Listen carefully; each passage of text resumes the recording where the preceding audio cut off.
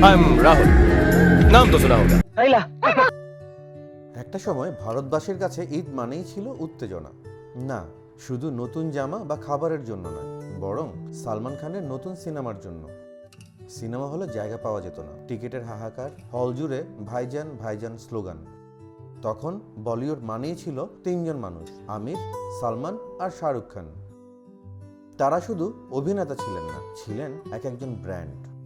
তাদের সিনেমা মানেই ছিল ব্লকবাস্টার নিশ্চিত।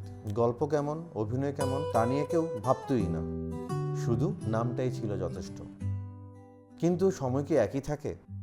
সাম্প্রতিক সময়ের ঈদে সালমানের সিকান্দার মুক্তি পায়। দর্শকরা যেন সেই আগের মতো আর ভিড় করে না হলে। 9 দিনে মাত্র 100 কোটির ঘরে সিনেমা পৌঁছায়। এক সময় যেটা একদিনেই হতো, এখন সেটাই যেন বড় চ্যালেঞ্জ। হ্যাঁ, একটা সময়ই ছিল যখন বলিউডের সিনেমা মানেই ছিল শাহরুখ খানের প্রেম, সালমান খানের অ্যাকশন আর আমিরের গল্প বলার কারুকার্য।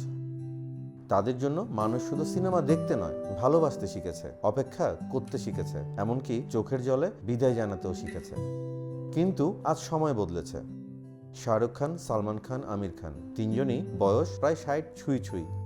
তারা এখন আর সেই প্রতিদিনের রোমাঞ্চ বা রমরমা বক্স অফিস নয়, বরং এক এক করে তাদের সিনেমা হয়ে উঠছে নস্টালজিয়া, যেন একটা সময়ের প্রতিচ্ছবি। 2025 সালে দাঁড়িয়ে যখন আমরা বলিউডকে দেখি, তখন একটাই প্রশ্ন মাথায় ঘুরে, তবে কি সময় এসে গেছে খানদের বিদায় জানানোর? নাকি নতুনদের হাতেই দিতে হবে বলিউডের ভবিষ্যতের দায়িত্ব? 3 দশক ধরে রাজত্ব করে যাওয়া এই 3 তারকা শুধু বলিউড নয়, গোটা উপমহাদেশের দর্শকদের আবেগের অংশ হয়ে গেছেন। সালমান খান, ঈদ মানেই যার ছবি মুক্তি পাওয়া আর সেটার ক্রেজ চারদিকে ছড়িয়ে পড়া। শাহরুখ খান, যার প্রেম মানেই ছিল ছাতার নিচে বৃষ্টি ভেজা রাহুল কিংবা দৌড়ে আসা রাজ। আর আমির খান, ভারতের মিস্টার পারফেকশনিস্ট, যিনি সিনেমা মানেই ভাবেন ভিন্নভাবে। এই তিনজন 100 কোটির ক্লাবকে গড়ে তুলেছিলেন নিজের হাতে। কিন্তু আজ সেই সিনেমা 100 কোটির ঘর ছুঁয়ে থেমে যায়।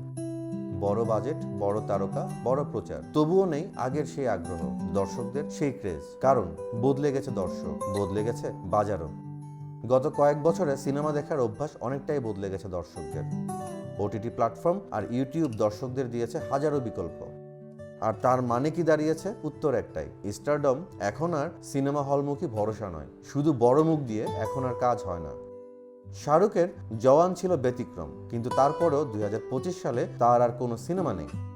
আর আমির খান, লাল সিং চাড্ডার পর দীর্ঘ নীরবতা। এবার সিতারে জমিন পার দিয়ে কামব্যাকের চেষ্টা। একদিকে যখন এমন অবস্থা, তখন ছোট বাজেটের সিনেমাগুলো কি করছে?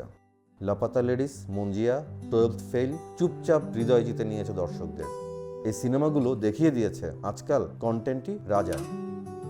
চলচ্চিত্র বিশ্লেষক গিরিশ জোহর বলেন, এখন আর শুধুমাত্র বড় তারকা দিয়ে সিনেমা চলে না, গল্পটাই এখন মূল তারকা হয়ে উঠেছে। তিনি আরো বলেন, 3 খান, ঋত্বিক, অজয়, অক্ষয় এখনো সবাই আছেন, কিন্তু দর্শকদের আবার হলমুখী করতে দরকার নতুন মুখ, নতুন ক্যারিশমা। রণবীর কাপুর ভালো করছেন, ভিকি কৌশল, রণবীর সিং, তাদেরও সম্ভাবনা আছে। তবে আমাদের দরকার আরো নতুন তারকা। আর তাই হয়তোবা নতুন তারকার খোঁজে এখন বলিউড। আগে যশরাজ ফিল্মস, আরকে ফিল্মস নতুন নতুন মুখ তুলে আনত। এখন করণ জোহর আছেন ঠিকই, কিন্তু সেখানে নেপোটিজম বিতর্ক চাপা দেয় সত্যিকারের প্রতিভা। আর অন্যদিকে দক্ষিণী সিনেমাগুলো দেখুন, ওরা গল্প দিয়ে, প্রতিভা দিয়ে প্যান ইন্ডিয়ান হিট বানিয়ে ফেলছে। বলিউড কি আজ থমকে গেছে তবে, নাকি নতুন জার্নি শুরুর অপেক্ষায়? কারণ কন্টেন্টই এখন সিনেমার ভবিষ্যৎ। লাপাতা লেডিস আর মুঞ্জিয়া দেখিয়ে দিয়েছে, আপনি যদি একটা হৃদয় ছুঁয়ে যাওয়া গল্প বলেন, তাহলে কোটি টাকার বাজেট না থাকলেও জয় সম্ভব।